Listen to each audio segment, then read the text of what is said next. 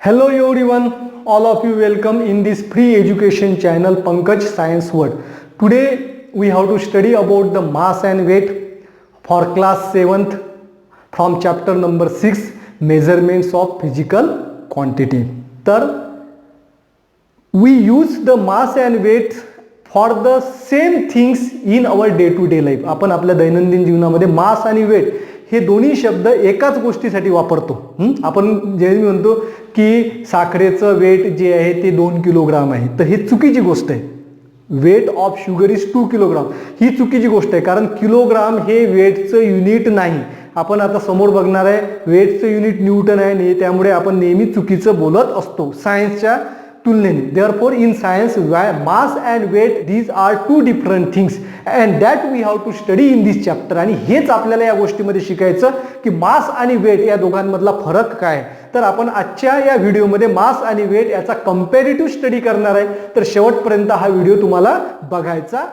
मग आपण comparative study जे आहे मास आणि वेटचा करणार आहे. मास आणि वेट या दोघांचं कंपॅरिझन मी या ठिकाणी लिहिलेलं आहे. आता सगळ्यात आधी आपण बघू what do you mean by mass. Mass कशाला म्हटलं जातं. The amount of matter present in a substance is called as mass. Mass is the amount of matter present in any substance or any object. कुठलीही वस्तू आहे त्या वस्तूमध्ये किती प्रमाणात matter आहे हे म्हणजे त्याचं मास. आता मॅटर म्हणजे काय. मॅटर कशापासून बनलेलं आहे. Matter is made up of atoms and molecule. आता फॉर एक्झाम्पल ही डस्टर आहे या ठिकाणी, तर डस्टरमध्ये जेवढे ॲटम्स आणि मॉलिक्युल्स असतील तेवढं त्याचं मास. अलग लक्षात.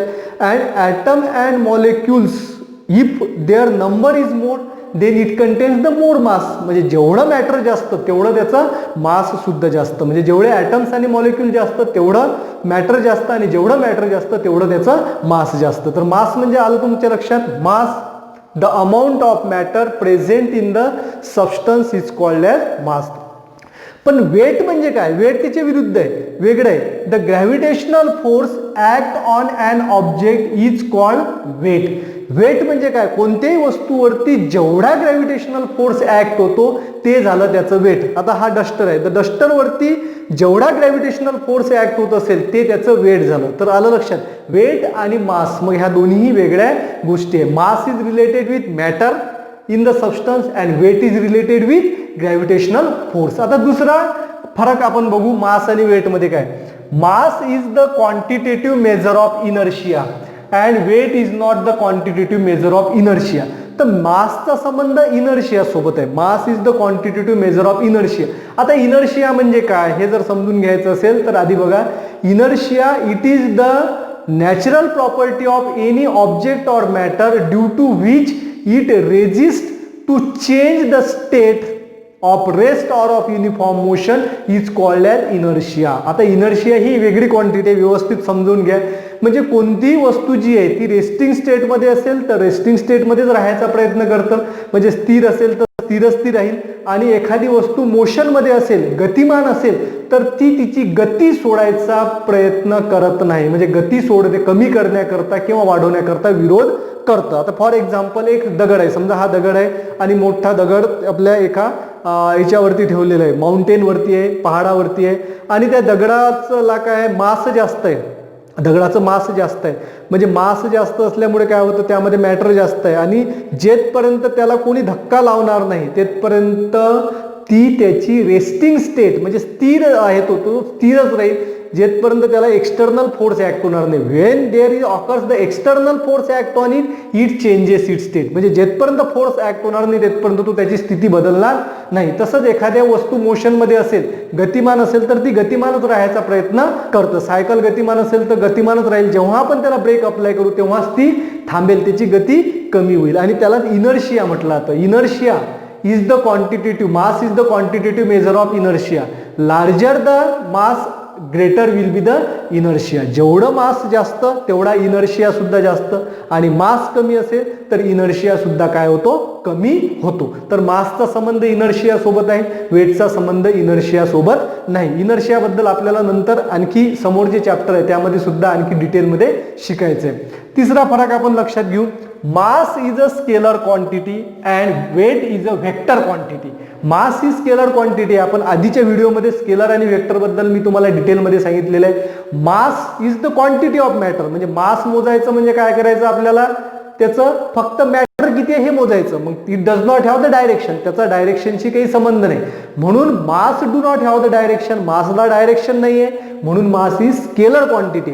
बट वेट ही व्हेक्टर क्वांटिटी आहे. वेट व्हेक्टर क्वांटिटी काय, कारण the gravitational force on any object it is due to the earth attracts the object towards its centre.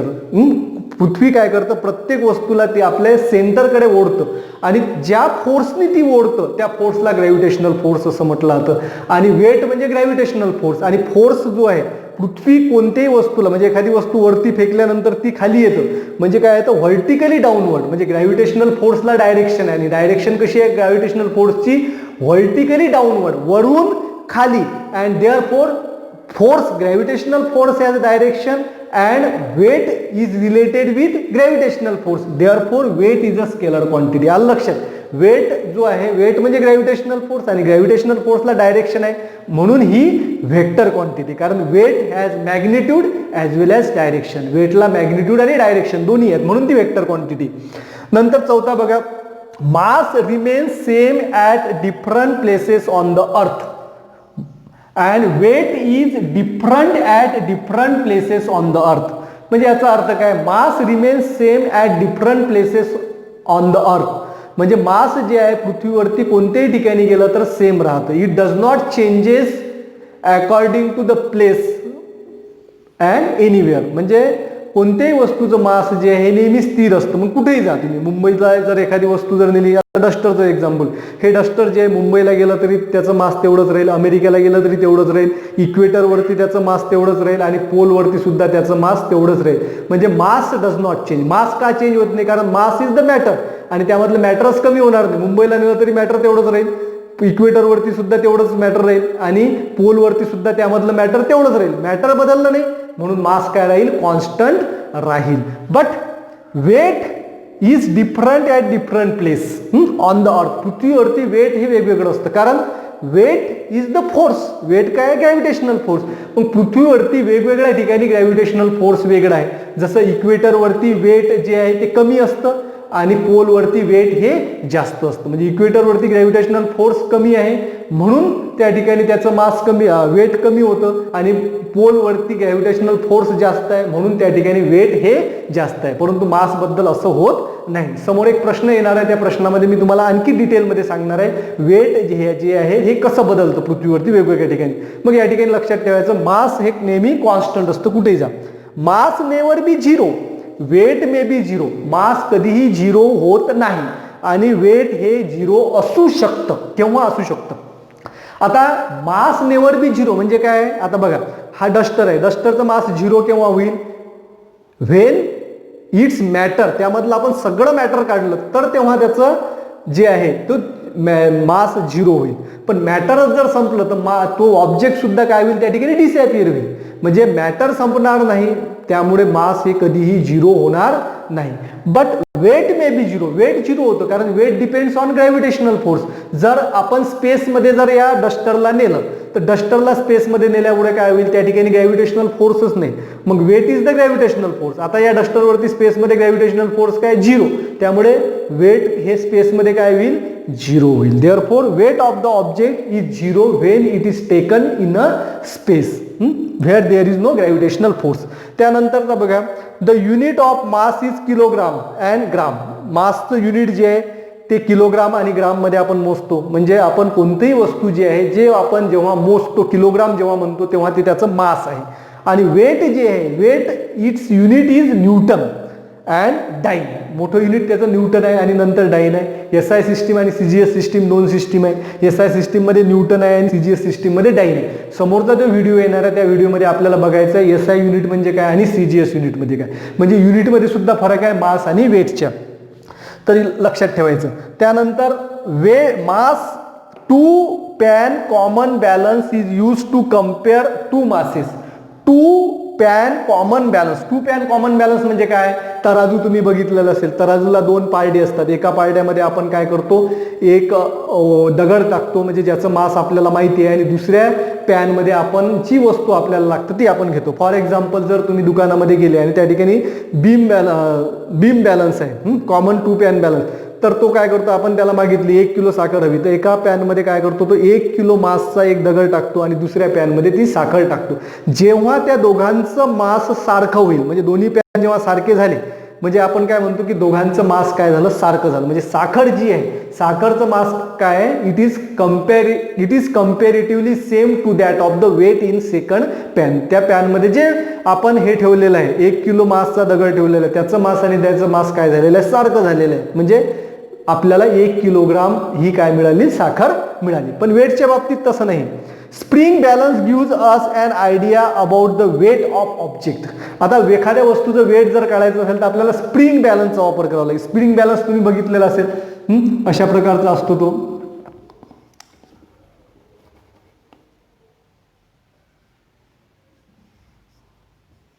आणि त्याला खाली हुक लावलेली असते, आणि या हुकला जेव्हा आपण वेट लटकवतो आणि एखादी वस्तू आपण त्याला ठेवतो आणि वस्तू ठेवल्यानंतर तो स्प्रिंग खाली जातो. आणि स्प्रिंग कशामुळे खाली जातो, त्या वजनामुळे जात नाही. ते जे वेट आपण स्प्रिंगला लावलेलं आहे, त्या वेट जे आपण वस्तू त्या स्प्रिंगला अटॅच केलेली आहे, त्या वस्तूवरती ग्रॅव्हिटेशनल फोर्स खालून ऍक्ट होतो, आणि त्या ग्रॅव्हिटेशनल फोर्समुळे ती जी वस्तू आहे ही खालच्या दिशेने ओढल्या जातं, आणि खालच्या दिशेने ओढल्या गेल्यामुळे तो स्प्रिंग खाली जातं, आणि स्प्रिंग खाली गेल्यामुळे आपल्याला त्या ठिकाणी ॲक्युरेट मेजरमेंट वेटचं त्या ठिकाणी कळतं. तर तुम्हाला मास आणि वेट यामधले फरक जे आहेत ते कळले असेल. कंपॅरेटिव्ह स्टडी आपण बघितला. आता काही क्वेश्चन्स आहेत त्याबद्दल आपण बघू. आता एक प्रश्न आहे, why would be the weight of an object be maximum at minimum at equator and maximum at the pole. म्हणजे कोणती वस्तू जी आहे त्याचं जर आपण वेट जर केलं तर पृथ्वीवरती इक्वेटरवरती ते वेट कमी असतं, कमीत कमी असतं, आणि पोलवरती हे जास्तीत जास्त असतं. असं का? See the reason. आता या ठिकाणी अर्थ जी आहे, earth is not perfectly circular. पृथ्वी जी आहे ही परफेक्ट सर्क्युलर शेपमध्ये नाही, तर तिचा शेप कसा आहे, इलिप्टिकल आहे. आता इलिप्टिकल असल्यामुळे काय झालं, हा जो भाग आहे हा इक्वेटरचा भाग आहे, equator. Suppose this is the centre of earth, आणि या सेंटरमधून जर आपण गेलो तर या ठिकाणी बघा, या सेंटरपासनं इक्वेटरचं जे अंतर आहे हे अंतर काय आहे, जास्त आहे, याला आपण रेडियस म्हणू. आणि हे जे अंतर आहे ही रेडियस काय आहे, कमी आहे. हे आहे मोर आणि हे आहे लेस. आता हा झाला पोल, बरोबर आहे. पोलकडे आता काय झालेलं आहे, पोलकडे ग्रॅव्हिटेशनल फोर्स जो आहे हा जास्त असतो. ग्रॅव्हिटेशनल फोर्स इज मॅक्झिमम, आणि या ठिकाणी काय आहे, ग्रॅव्हिटेशनल फोर्स मिनिमम. आता असं का होतं, gravitational force is maximum at pole, आणि ग्रॅव्हिटेशनल फोर्स पोलवरती जास्त असल्यामुळे वेट काय राहील, जास्तच राहील, कारण weight is the gravitational force. आणि इक्वेटरवरती ग्रॅव्हिटेशनल फोर्स कमी आहे, त्यामुळे त्या ठिकाणी वेट काय राहील, कमी राहील. म्हणजे पृथ्वीवरती इक्वेटरला ग्रॅव्हिटेशनल फोर्स हा सगळ्यात कमी असतो, आणि पोलला ग्रॅव्हिटेशनल फोर्स हा सगळ्यात जास्त असतो. त्यामुळे कोणत्याही वस्तूचं वेट हे इक्वेटरवरती मॅक्झिमम मिनिमम असेल, कमीत कमी असेल, आणि पोलवरती मॅक्झिमम म्हणजे सगळ्यात जास्त असेल. आता ग्रॅव्हिटेशनल फोर्स कमी आणि जास्त का होतो, कारण या ठिकाणी तुम्ही बघितलेले अर्थ ही इलिप्टिकल आहे. इलिप्टिकल असल्यामुळे सेंटरपासनं रेडियस जे आहे सरफेसचं डिस्टन्स हे काय जास्त आहे, आणि या ठिकाणी हे डिस्टन्स कमी आहे, म्हणजे रेडियस या ठिकाणी जास्त आहे, या ठिकाणी रेडियस कमी. तर एक फॉर्म्युला आहे ग्रॅव्हिटेशनल, एफ म्हणजे ग्रॅव्हिटेशनल फोर्स आणि आर म्हणजे radius. Gravitational force is inversely proportional to radius. Gravitational force काय असतो, रेडियसच्या इन्व्हर्स प्रोपोर्शन असतो. म्हणजे larger the radius smaller will be the force. Radius जास्त असेल तर फोर्स कमी राहील, आणि रेडियस कमी असेल तर फोर्स हा जास्त राहील. या ठिकाणी रेडियस जास्त आहे म्हणून ग्रॅव्हिटेशनल फोर्स कमी आहे, आणि या ठिकाणी रेडियस कमी आहे म्हणून ग्रॅव्हिटेशनल फोर्स जास्त आहे. आलं लक्षात? Therefore the gravitational force at equator is minimum, that is why weight is also minimum at equator, while at pole gravitational force is maximum, and that is why the weight of the object is maximum at pole. आता second question आहे, why is the weight of object at the high altitude is less than its weight at sea level.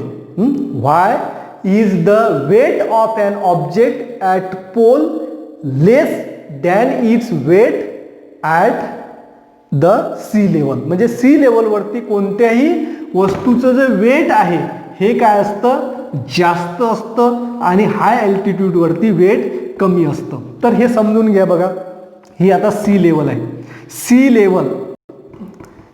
Level म्हणजे समुद्र सपाटी. आपण जर पृथ्वीवरती जर आपण गेलो तर पृथ्वीवरती समुद्र सपाटीचा जो भाग आहे म्हणजे समुद्राचा जो भाग आहे तिथली जी लेवल आहे ती लेवल ही पृथ्वीवरती सगळ्यात खालची लेवल मानली जातं. आणि तिथून जर आपण समुद्रापासून कुठेही जर गेलो तर समुद्रापासून ती लेवल ही जास्त होतं. मग सी लेवल जे आहे, सी लेवलपासून जसं वरती जाऊ आपण म्हणजे हाय अल्टिट्यूड या ठिकाणी आपण पोचलो. हाय अल्टिट्यूड म्हणजे काय झालेलं आहे, पृथ्वीच्या सरफेसपासून डिस्टन्स वाढलं आणि ग्रॅव्हिटेशनल फोर्स जो आहे हा मॅक्झिमम असतो. Gravitational force is maximum at sea level. समुद्र सपाटीवरती ग्रॅव्हिटेशनल फोर्स हा जास्त असतो. म्हणजे याचा अर्थ काय, पृथ्वीच्या सरफेसवरती ग्रॅव्हिटेशनल फोर्स जास्त असतो आणि जसजसं आपण वरती जाऊ तसतसा ग्रॅव्हिटेशनल फोर्स कमी होतो.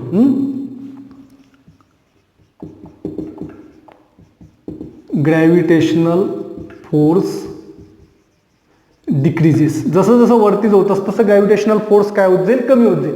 आणि ग्रॅव्हिटेशनल फोर्स जर कमी झाला तर वेट कमी होईल, कारण weight is the gravitational force on the object. कोणत्याही वस्तूवरती जेवढा ग्रॅव्हिटेशनल फोर्स असेल तेवढं त्याचं वेट असेल. आणि वरती जर गेलो तर ग्रॅव्हिटेशनल फोर्स कमी होतो, त्यामुळे वेट सुद्धा कमी होतं. आणि समुद्र सपाटीवरती ग्रॅव्हिटेशनल फोर्स हा सगळ्यात जास्त असतो, त्यामुळे त्याचं वेट, कोणत्याही वस्तूचं वेट हे जास्त असतं. That is why at the sea level gravitational force is maximum, therefore the weight is also more than that of the high altitude. As we go above the earth's surface the gravitational force goes on decreasing and that is why the weight is also less at high altitude. आलं असेल तुमच्या लक्षात.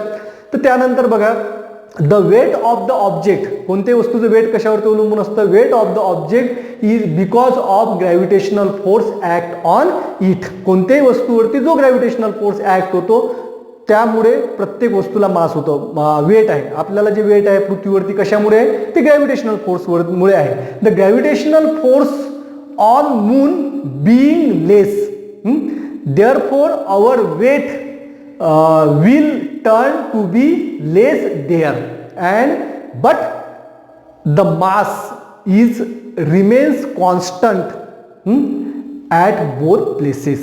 अलग लक्षात काय सांगितलेलं आहे की मून वरती ग्रॅव्हिटेशनल फोर्स काय कमी आहे पृथ्वीपेक्षा, त्यामुळे अर्थ वरती जो वेट असेल तेच वेट मून वरती राहणार नाही. म्हणजे काय सांगितलेलं आहे, gravitational force on earth is equal to 6 times the gravitational force on moon.